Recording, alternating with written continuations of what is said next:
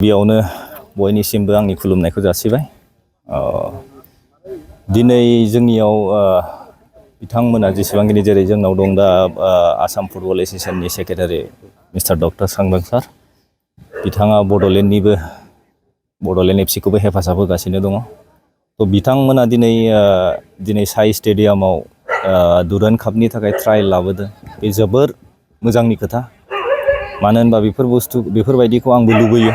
जाहाथे मानो होनबा जोंनियाव अनेक गामियाव जोंनाव अनेक गथ'फोर दङ, जाय गथ'फ्रा दिनै कचिं मोनाखै बा गेलेनो खाबु मोनाखै।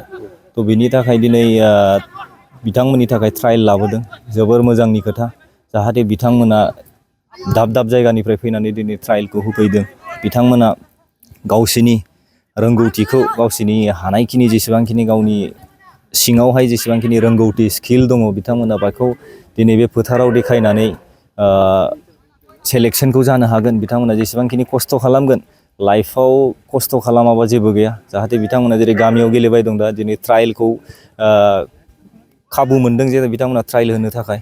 थ' बावहाय गोसो होनानै जाहाथे बिथांमोना मोजाङै ट्रायलखौ होयो, गोसो होनानै मोजां गेलेयो। जेरै जोंनियाव ए लाइसेन्स कच फैदों, दा सि लाइसेन्स कच दङ जोंनियाव। बिथांमोना सेलेक्सन लानो फैदों। दिनै बड'लेण्ड एफसिनि हेड कचआनो फैदों जे सेलेक्सन लानो। बिथांमोननि थाखाय जोबोद मोजां। जाहाथे बिथांमोना बावल' नङा, आरो इयुनावबो दाब दाब जायगायाव थांनानै बिथांमोना जुदि ट्रायलखौ होयो, आं बेखौ लुबैयो।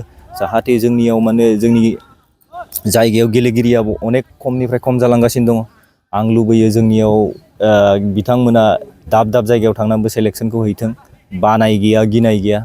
जाहाथे बिथांमोना बायहेरायाव थाङो होनबाना एक्सपिरियेन्सखौ मोन्थिनो मोनो जे बायहेरायाव ट्रायल्सआ माबायदि जायो, क्लाब्सआव ट्रायल्सआ माबायदि जायो। बिथांमोना बुजिनो मोनो, रोंगौथिखौ मोनो।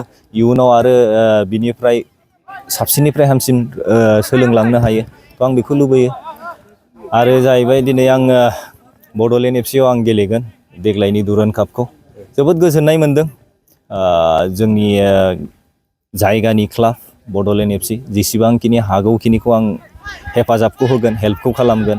आं लुबैदोंमोन जे आं सानदोंमोन आं दिनै गेलेनो नागिरदों बड'लेण्ड एफसिआव। आं सानदोंमोन जे जोंनि क'क्राझाराव जागोन होननानै।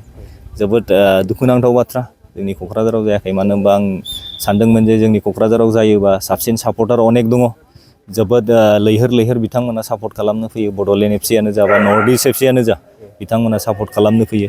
बेखौ आं लुबैदोंमोन, खिन्थु दा बे जिनिसा जानो हायासै। दा गुवाहाटियाव दङ। थेवबाबो आं बुंनो सानो जे बिथांमोनखौ जे लैहोर फैनानै खेलाखौ नायफैगोन होनना आं आसा खालामो बिथांमोननिसिम।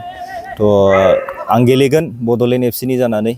जेसेबांखिनि हानायखिनिखौ आं टिमखौ सापर्ट खालामगोन, जेसेबांखिनि हानायखिनिखौ आं टिमजों हेफाजाब होगोन। जेसेबांखिनि टिम मेनेजमेन्ट दं, कचिं स्टाफ दं, प्लेयार्स दं, जेसेबांखिनि आंनि रोंगौथिखौ आं बयजोंबो शेयार खालामनो सेस्था खालामगोन। Thank you. माबायदि जागोन बायदि बेबायदियाव बड'लेण्ड एफसि टिमा? बड'लेण्ड एफसि टिमा आं दासिमबो केम्पआव जइन जायाखै। अभियासलि जेसेबांखिनि आं प्लेयारफोरखौ नुदों, थ' टिमा मोजाङानो होननानै बुंदों। थ' आं जेब्ला टिमखौ जइन जाहैगोन, अब्ला आं बांसिन आरो मोन्थिनो मोनबावगोन जे प्लेयारफ्रा माबायदि ट्रेनिं खालामबाय दं। थ' आं खोनानाय मथे मोजाङानो बानायदों टिमखौ होनदों।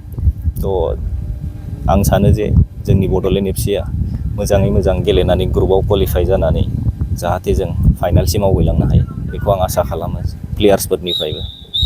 Thank you.